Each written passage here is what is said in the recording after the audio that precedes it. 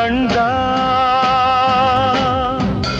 துறவரம் என்ன சுகம் தரும் என்றும் பெண்ணோடு கொஞ்சங்கள் உண்டாகும் பேரின்பம். இப்போ